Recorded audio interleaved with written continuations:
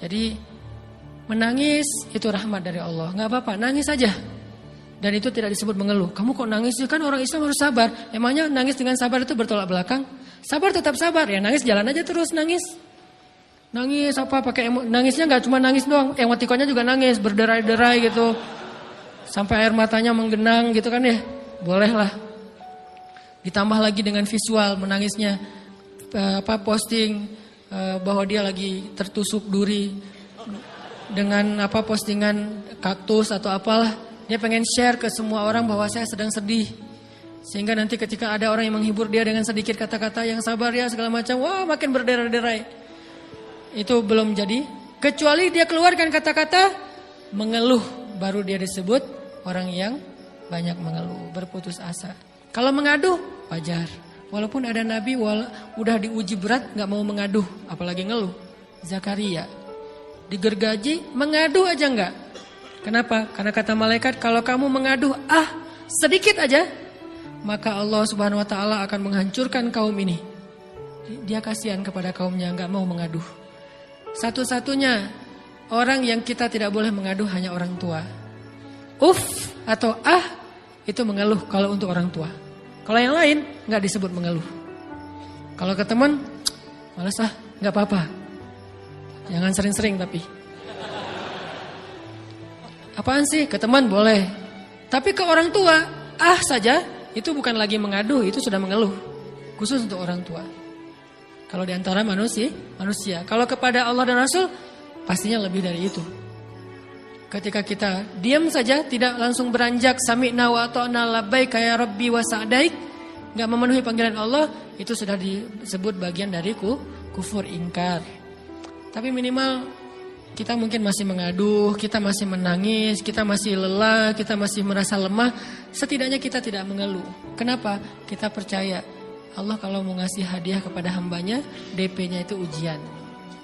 Dan yakinlah hadiahnya minimal 10 kali lipat lebih baik daripada ujian itu. Minimal, karena gak ada amal soleh yang dibalas di bawah 10 kali lipat tuh gak ada. Amal soleh, amal ya bukan niat. Amal yang udah kita kerjakan minimal dibalas 10 kali lipat. Minimal, maksimalnya bighairi hisab, tanpa batas. Bighairi hisab, tanpa batas. Ada yang 700 kali lipat kayak sedekah. Tapi tetap aja ayat sedekah di akhirnya ujung-ujungnya apa? Bighairi hisab juga kan? Berarti sedekah itu minimal dibalas 700 kali lipat. Minimal. Kalau kita yakin. Selalu syaratnya kalau kita yakin. Dan saya ngebuktiin itu banget. Saya pernah ngalamin lagi jalan-jalan di sebuah kota yang ada becak kayunya, becak sepeda gitu ya. Jalan terus saya bilang, Pak berapa ongkosnya? 20.000. Udah naik aja 20.000. Karena kita keliling-keliling kota, ternyata saya jadi kasihan sama dia 20.000. Kasihan kan 20.000 dibayar keliling kota, walaupun pas mampir beberapa tempat mungkin dia dapat tips ya. Tapi saya nggak tega gitu, dia cerita tentang anaknya lagi sekolah, apa segala macam, makin bikin baper kan. Pas selesai, saya kasih dia 100.000. Dari 20.000 dikasih 100.000 karena kasihan. Dan saya yakin, nggak mungkin sedekah itu sia-sia. Kan Nabi bersumpah kan, demi zat yang jiwaku di dalam genggamannya, tidak berkurang harta karena sedekah. Demi Allah, kata Nabi. Nggak berkurang harta karena sedekah. Berkurang harta karena belanja? Ya. Berkurang harta karena pacaran? Banget. Modal banget kan? Apalagi buat cowok. Tapi berkurang harta karena sedekah? Gak mungkin kata Nabi. Demi Allah gak berkurang harta karena sedekah. Berkurang harta karena istri? Enggak. Karena memberi kepada istri itu pahalanya lebih gede daripada sedekah. Makanya ngemodalin pacaran setelah nikah itu tumbuh berkah. Modal pacaran sebelum nikah itu apes. Jadi kalau pengen modal nih, ngemodalin cewek, traktir, ngapa-ngapain, bayarin, jangan sebelum nikah. Sebelum nikah jadi orang pelit aja, nggak apa-apa. Tapi setelah nikah, jor-joran ngasih, apalagi yang, bayarin semuanya. Kenapa? Pahalanya lebih gede daripada sedekah. Bahkan lebih gede daripada infak fi sabilillah. Seorang suami memberi nafkah istri, itu pahalanya terkadang lebih besar daripada kita berinfak untuk fi sabilillah, untuk korban perang. Saya heran kalau ada orang sedekahnya rajin tapi ke istrinya kikir, aneh, berarti dia gak ngerti konsep. Padahal memberi kepada istri itu selama itu kebutuhan pokok ya. Dan sedikit entertain, gak apa-apa asal gak berlebihan, itu luar biasa. Makanya saya kalau jalan sama istri yang yang mana? Itu yang Onit suka. Oh ya, Onit suka. Kasih aja. Kenapa? Minta ini. Kasih. Selama ada kan kenapa gak dikasih kan ya? Nanti Allah ganti. Makin rajin kita ngebayarin istri kita, ngebelanjain istri kita, makin Allah ngasih yang kita gak pernah duga-duga. Sampai istri kita cemburu sama kita. Kok kamu duitnya banyak banget sih? Kan gara-gara aku sering ngasih ke kamu. Ya udah sini lain lagi. Mau ditransfer berapa gitu kan ya? Saya ngasih 100.000 ke si bapak. Dan saya yakin teman-teman sedekahnya pasti lebih dari itu karena 100.000 saya sebut. Kalau 1 juta ke atas saya nggak mau nyebut, malu dong, ria ya.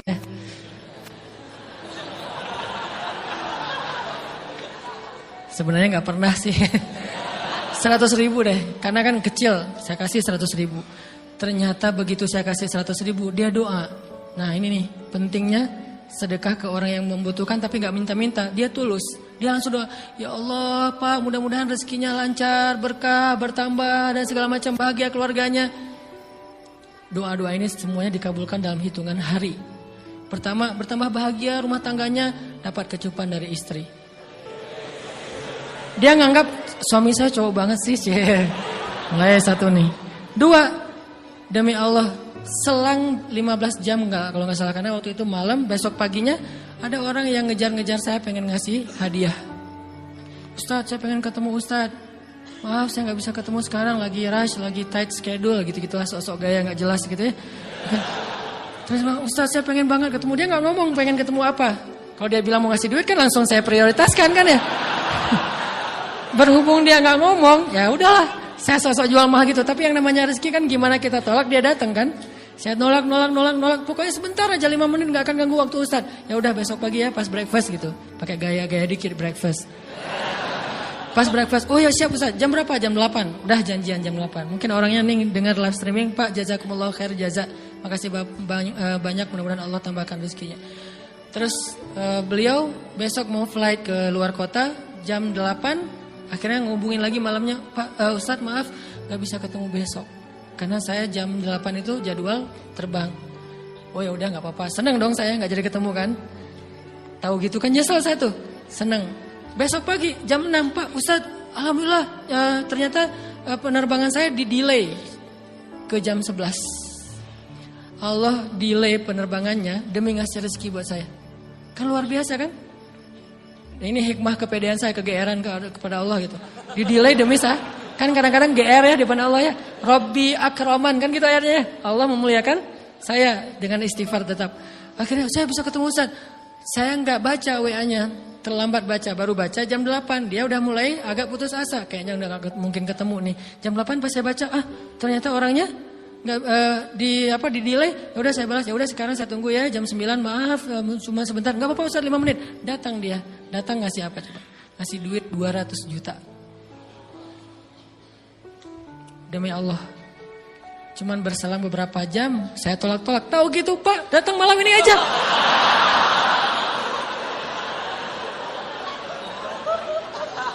Harusnya malam itu juga saya cari orangnya. Kalau perlu saya yang nyamperin Bapak. Sherlock, saya kejar. Manusia gitu banget ya. Tapi Masya Allah di situ saya jadi tahu, oh doa orang itu lebih akurat, lebih mantap, lebih diijabah daripada doa saya. Mungkin bukan karena sedekah, tapi karena doa setelah sedekah. Ya Allah dan segala macam dimudahkan sama Allah. Itu luar biasa loh. Saya nggak percaya, saya pikir main-main. Orang nih iseng kayaknya pengen ketemu doang, pengen selfie. Ternyata pas saya cek, ditransfer, di capture, Ustaz udah ditransfer. Saya, jangan-jangan nih jebakan Batman gitu ya. Nyari-nyari sana segala macam. Alhamdulillah ternyata emang niat baiknya pengen, alhamdulillah saya terkesan, saya dapat hidayah lewat Ustaz segala macam. Sekarang saya pengen membalas jasa Ustaz walaupun kecil 200 juta. Untung saya nggak kaget dan kemudian pingsan. Pak 200 juta stroke kan ya, bahaya. Lebih mahal dari 200 juta. Ini keajaiban ya teman-teman. Jadi kita tuh, saya kan sering bilang keajaiban itu terjadi tergantung tingkat iman. Bukan saya udah soleh banget, enggak. Saya belajar terus untuk yakin deh sama Allah. Modal kita tuh kan gini sebetulnya kan. Duit kita tuh banyak loh teman-teman. Cuman gak disimpan di bank, gak disimpan di saku. Disimpannya di sisi Allah. Bedanya apa sih? Kenapa kita kalau disimpan di bank tenang? Saya lagi punya duit banyak dari 100 juta. Di mana? Di bank. Aman. Kenapa kalau disimpan di saku aman, tenang? Kenapa kalau disimpan Allah nggak tenang? Kenapa kalau disimpan di Allah kita bilang nggak punya duit? Ini kan nggak fair sama Allah. Nggak punya duit nih. Siapa bilang nggak punya duit? Kan ada Allah. Tinggal minta sama Allah. Tapi nggak ada wujudnya. Tapi kan ada janjinya. Bukankah janji Allah lebih kuat daripada wujud? Bukankah iman harusnya lebih mantap daripada sesuatu yang konkret yang kita lihat? Ada duitnya di sisi Allah. Kenapa nggak dikasih? Karena kita belum butuh. Kalau kita yakin duit kita itu ada di Allah, tapi dikasihnya pas kita butuh. Begitu butuh ya Allah, langsung dikasih sama Allah. Itu banget benar-benar terjadi dalam kehidupan kita. Pasti kayak gitu. Tingkat tergantung kita yakin apa enggak. Nih, kalau Allah bilang, "May yuridillahu bihi khairan", Allah kalau pengen ngasih hadiah kepada seorang hamba, Allah kalau pengen ngasih kejutan kepada seorang hamba, yusib. Allah kasih dia ujian sedikit aja.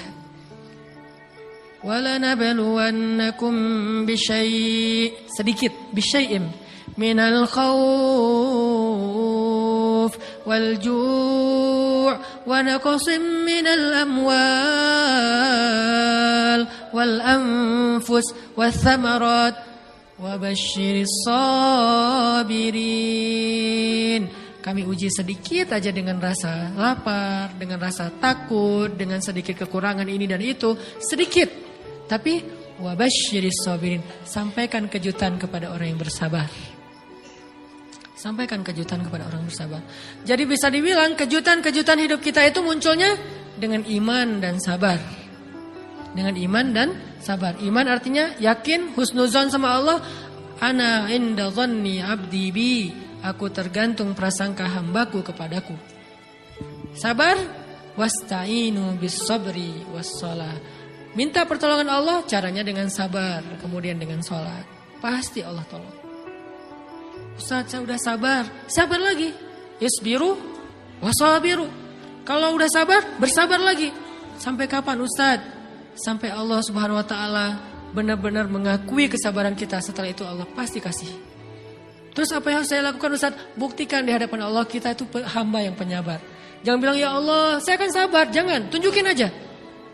Ya Allah kurang apa lagi dari saya? Tunjukin aja. Nanti Allah sendiri yang akan memberi kita gelar sabirin. Sehingga Allah bilang wabasyiris sabirin. Sampaikan berita gembira kepada hambaku yang sabar. Dan kalau Allah udah ngasih berita gembira, itu beruntun loh. Kita sabar kayak Allah tahan dulu nih ya. Kejutan. Allah tahan dulu hadiahnya buat kita tuh. Ditahan, tahan. Makin lama makin sulit pastinya. Makin lama makin berat, makin lama makin berat.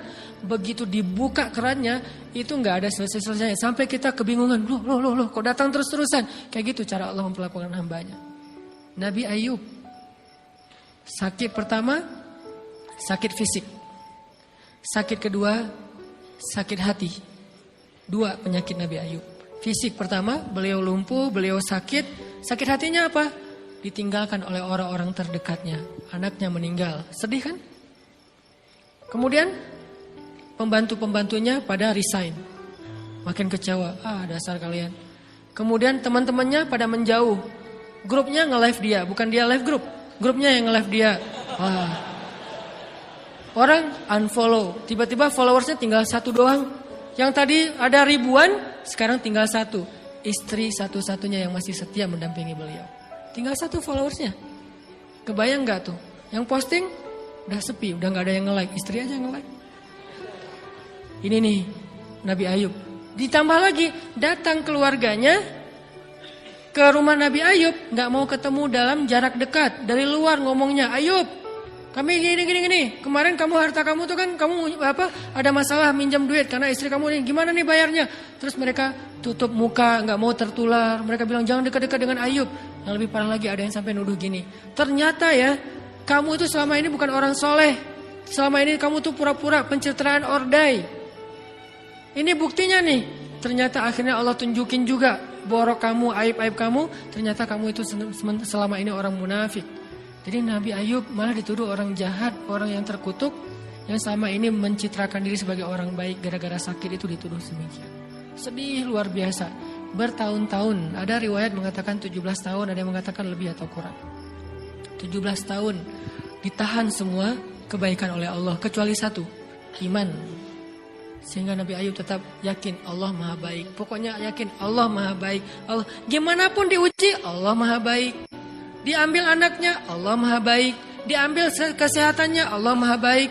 Diambil hartanya, Allah Maha Baik. Jadi orang yang tadinya paling kaya di negerinya, sekarang paling miskin di negerinya. Kebayang gak tuh dibalik 180 derajat. Yang tadinya paling kaya, gak ada yang lebih kaya daripada Ayub. Sekarang yang paling miskin, gak ada yang lebih miskin daripada Ayub. Allah Maha Baik, Allah Maha Baik, Allah Maha Baik. Husnuzon kepada Allah.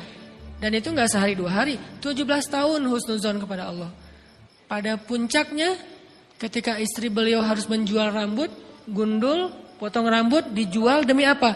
Udah gak tahu lagi ngemodalin apa untuk ngasih makan Nabi Ayub. Akhirnya nyari-nyari kerja gak ada yang nerima, jual rambut, pakai jilbab, di rumah gak buka-buka jilbab. Ayub curiga, yang kenapa kamu gak buka jilbab di hadapanku? Enggak apa-apa, kan lagi musim panas, gak apa-apa. Akhirnya Nabi Ayub minta tolong dibukain, ada apa? Curiga kan? Pas dibuka udah botak rambut istrinya. Nabi Ayub menangis. Kenapa? Apa yang terjadi? Istrinya bilang, suamiku gak ada lagi modal buat kita makan. Saya cari-cari kerja sana sini, gak ada yang nerima. Bahkan untuk mandiin hewan aja gak diterima. Akhirnya saya jual rambut saya, mudah-mudahan bisa untuk kita makan beberapa hari. Istrinya keluar, Nabi Ayub menangis, baru Nabi Ayub berdoa. Itu juga doanya malu-malu dan husnuzon. Malu-malu, husnuzon. Gimana kalimatnya? Rabbi massaniyaddur. Ya Allah, saya sakit. Gitu doang ngomongnya. Bukan, ya Allah udah sekian tahun saya sakit, saya gini, saya gitu. Enggak. Ya Allah, saya sakit.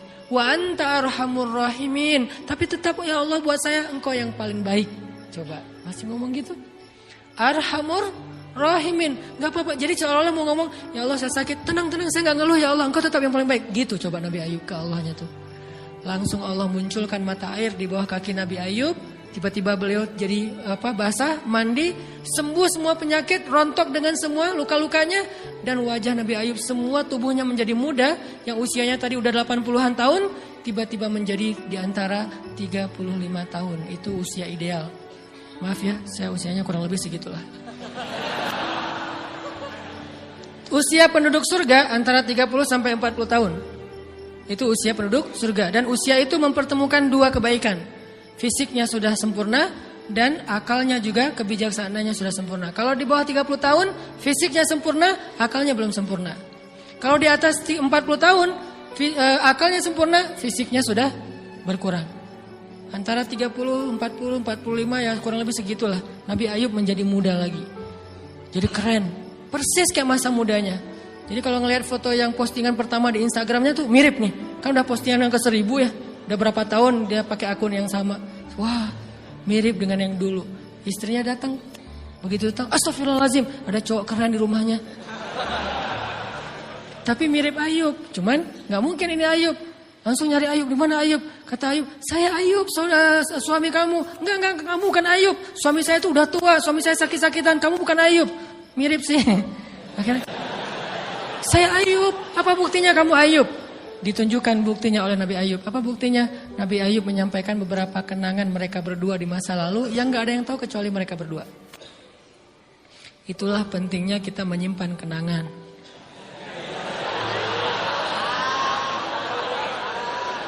Kalau ada masalah gitu kan, nauzubillah harus operasi wajahnya. Kamu bukan suami saya. Ada buktinya apa? Ada satu hal yang cuma kita berdua yang tahu. Kalau perlu jangan satu hal, banyak hal ya. Cuma kita doang yang tahu. Orang lain nggak tahu. Pas disebut itu benar, tidak ada yang tahu masalah itu kecuali kita berdua. Akhirnya dipeluk Nabi Ayub. Nabi Ayub ngajak istrinya untuk mandi di mata air yang sama. Istrinya mandi langsung muda lagi. Setelah itu Allah SWT beri mereka harta yang sangat banyak. Lihat kalau Allah udah buka, pertama fisiknya disempurnakan lagi. Kemudian Allah turunkan air hujan. Diturunkan hujan bukan air. Hujannya dinar dan dirham. Di belakang rumah Nabi Ayub itu ada tempat penampungan gandum gitu kan. Ada 2 tempat penampungan. Turun hujan pertama dinar. Sampai penuh penampungan gandum dengan dinar. Koin-koin dinar yang 1 dinar mungkin harganya sampai 3 juta. Turun banyak. Kemudian turunnya lagi dirham. Penuh. Turun lagi di atas atap-atap beliau. Sampai rumah Nabi Ayub dipenuhi dengan dinar dan dirham. Ini apa? Nabi Ayub kaget. Setelah itu istrinya hamil. Setiap tahun ngelahirin 13 anak Nabi Ayub yang sudah Allah wafatkan, lahir setahun satu, wajahnya, karakternya, namanya semua persis seperti yang sudah Allah ambil. Seolah-olah mereka belum meninggal tapi mereka hanya pergi dan kembali lagi. Dibalikin semuanya. Dan Nabi Ayub lebih kaya berpuluh-puluh kali lipat daripada sebelum beliau sakit. Buah dari kesabaran. Artinya Allah kalau mau ngasih kebaikan yang berlipat ganda, yang luar biasa, yusib, Allah kasih dia ujian sedikit. Itu hadis Bukhari. May yuridillahu bihi khairan yusib min. Allah akan menguji dia. Dan yang terakhir yang kita coba bangun juga, ini saya yang lebih ke perasaan ya. Kalau amaliyahnya mungkin ustaz-ustaz lain mengajarkan amal riyadhah buat sabar segala macam. Ini lebih ke perasaan. Satu, kita yakin emang kita layak dikasih hukuman kayak gini, emang kita banyak dosa. Jangan terlalu besar kepala, saya nggak layak dihukum, saya nggak layak diperlakukan kayak gini. Kalau manusia ke kita wajar kita ngomong kayak gitu. Saya nggak layak diperlakukan kayak gini sama dia, oke. Tapi oleh Allah layak banget karena emang kita banyak dosa. Makanya kalau kita nggak kuat lama-lama digituin, banyak istighfar. Yang kedua, husnuzon, lebih ke perasaan nih. Oh Allah pengen ngasih saya kejutan, sabar. Sampai kapan? Sampai Allah benar-benar melihat kesabaran kita. Yang ketiga, nah ini juga lebih ke perasaan. Allah itu kalau kangen kepada kita, ngasih kita ujian. Terutama kita yang kalau nggak dikasih ujian, jarang romantis sama Allah. Kalau udah dikasih ujian, Allah Akbarnya tuh bergetar gitu. Allahu Akbar. Kenapa banyak ujian? Tapi kalau lagi normal, sholat mah sebelah kaki, santai aja. Kalau perlu bersandar gitu ya. Sholatnya nggak wudhu, tayamum cepet-cepetan, biar gampang gitu. Kan tayamum juga boleh Ustaz, kayak gitu-gitu lah. Kenapa? Kalau lagi normal, doa Rabbana atina fid dunya hasanah. Kalau misalnya baca dalam sholat, qul huwallahu ahad, itu juga dibagi 3 rakaat. Tapi kalau lagi diuji, Alif Lam Mim, Toha, Yasin, semua dibaca pembukaan surat. Khatam 30 juz teh. Kenapa? Lagi diuji. Sholat panjang, doa ya Allah, habis-habisan, baru takbir udah nangis, Al-Fatihah aja nangis. Terus kalau ini baca Al-Quran, Bismillahirrahmanirrahim, khusyuk gitu. Tahajud, belum malam dia udah tahajud gitu.